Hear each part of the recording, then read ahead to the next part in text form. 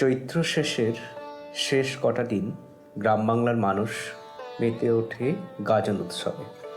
আর আমিও এই গাজন উৎসবের মাটির গন্ধটুকু খুঁজে নিতে কাটিয়ে এসেছিলাম হিঙ্গলগঞ্জের শেষের কয়েকটি গ্রাম কানাইকাটিতে।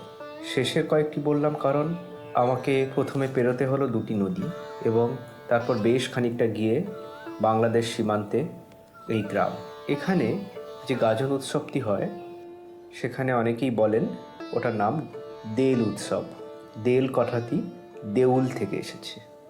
আমি তত্ত্ব কথা হয়তো জানি না, কিন্তু যেটুকু দেখলাম তার মধ্যে একটা মাটির গন্ধ, মানুষের যে প্রকৃতির কাছাকাছি এসে কতটুকু সে নিজেকে মেলে ধরতে পারে, প্রকৃতির কাছে যে সে কত ক্ষুদ্র, সেটুকু আমি বুঝতে পেরেছি।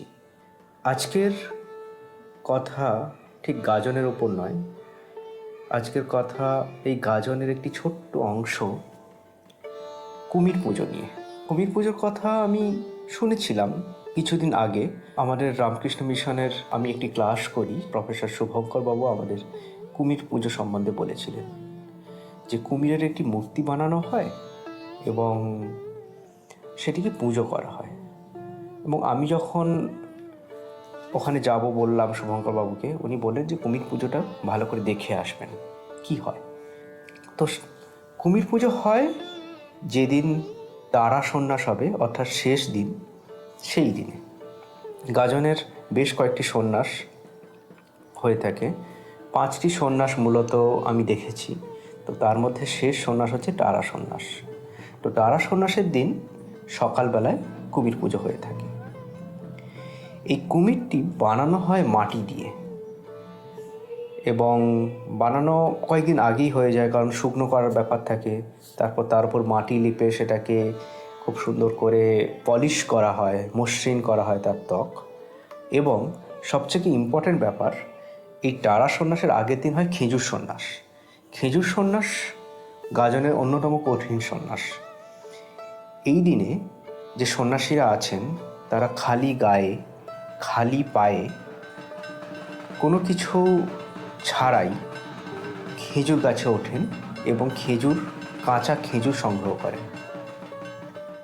সেই কাঁচা খেজুর দিয়ে কুমিরের গায়ের কাঁটাটি তৈরি হয়।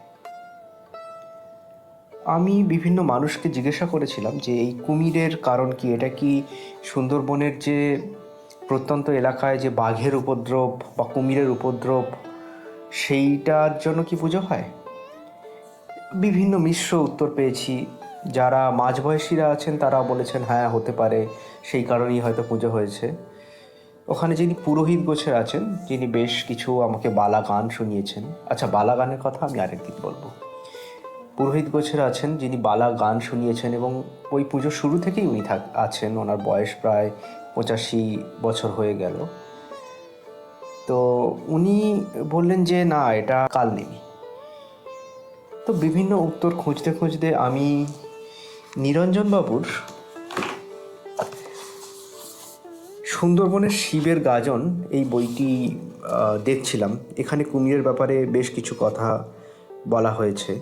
তো খেজুর গাছ থেকে পেড়ে আনা খেজুর কুমিরের গায়ে লাগিয়ে দেওয়া হয়।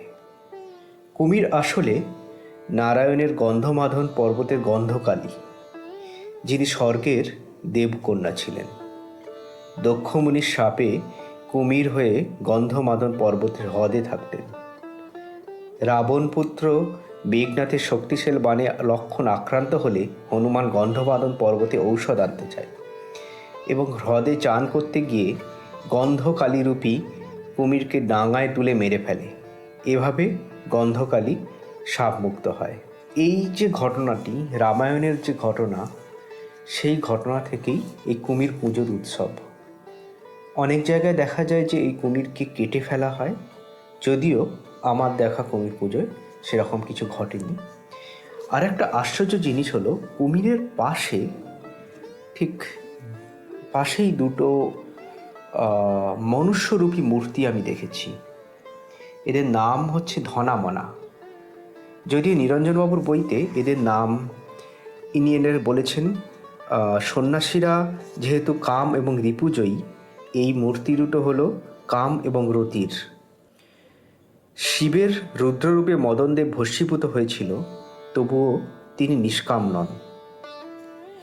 কিন্তু এই ঘটনার থেকেও আমার মনে হয় ধনামনার গল্পটা বেশি আকর্ষণীয়, কারণ আমি স্থানীয়দের কাছে এবং শুভঙ্করবাবুকেও জিজ্ঞেস করেছিলাম যে ধনামনার গল্পটা কী। তো স্থানীয়দের কাছে শুনলাম যে ধনামনা অ্যাকচুয়ালি তাদের ফসলকে রক্ষা করে। গো ভূতের হাত থেকে ধনামনা এই ফসলকে রক্ষা করে। তারা দুই ভাই এবং তারা দুই বীর্যবান ভাই। লোককথা ছাড়িয়েও যেটা আমার মনে হয় যে এই যে মানুষ আর তার ঠিক মাঝখানে একটি কুমির, এখানে একটা যে প্রকৃতির সাথে মানুষের সংযোগ, মানুষ যে প্রকৃতিকে বশ করতে চায় এবং প্রকৃতির রুদ্র রূপ হিসেবে যদি কুমিরকে দেখি, তাহলেও কিন্তু এটা একটা লোককথার অন্য একটা রূপ। শেষ করব এই কুমির পুজো দিয়েই। একটি বালা গান রয়েছে, তো ওই অঞ্চলে প্রত্যেকটা পুজোর আগেই একটি করে গান থাকে। সেই গানের সঙ্গে ঢাক বাজে এবং পুরোহিত মশাই সেই গানটি বলতে থাকেন। তো আমি একটুখানি এই বালা গানটি পড়ব, যেটা গন্ধকালী উদ্ধার নামে ওখানে রয়েছে। রাবণেরও শক্তিশাল পরিল লক্ষণ, ঔষধ আনিতে যায় পবন নন্দন। বিশল্য করণী আছে যে গন্ধ মাদনে, হনুমান উপবিত হইল সেইখানে। অঙ্গে সব পাকিয়াছে দিব্য গোপদারি, মস্তকেটি জটাভার ধরে তাড়াতাড়ি। আইল তিথি আজ বড়ই মঙ্গল, স্নান করিয়ে সে কিছু খাও ফল জল। স্নান হেতু হনুমান চলিলেন জলে, জলেতে নিহারি হনু বসিলেন কুলে।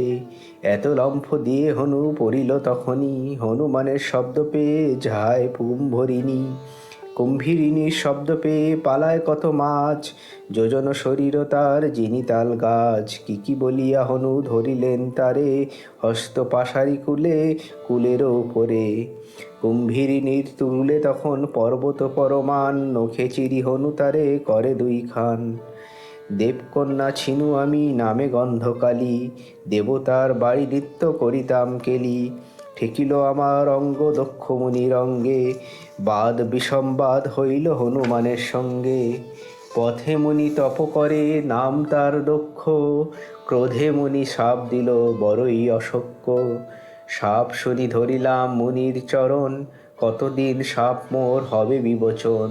মুনি বলে শুনো কহি আমারও বচন, যেদিন আসিবে লঙ্কায় শ্রীরাম লক্ষণ, সেই দিন সাপ তোর হবে বিমোচন।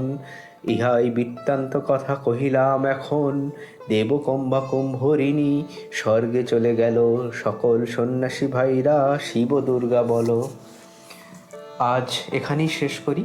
কুমির পূজার কিছু কিছু ছোট ছোট ভিডিও এবং ফটোগ্রাফ আমার কাছে রয়েছে, সেগুলো আপনারা নিশ্চয়ই দেখছেন। আমার মনে হয় আপনাদের নতুন তথ্য জানতে পেরে ভালো লাগলো। নমস্কার।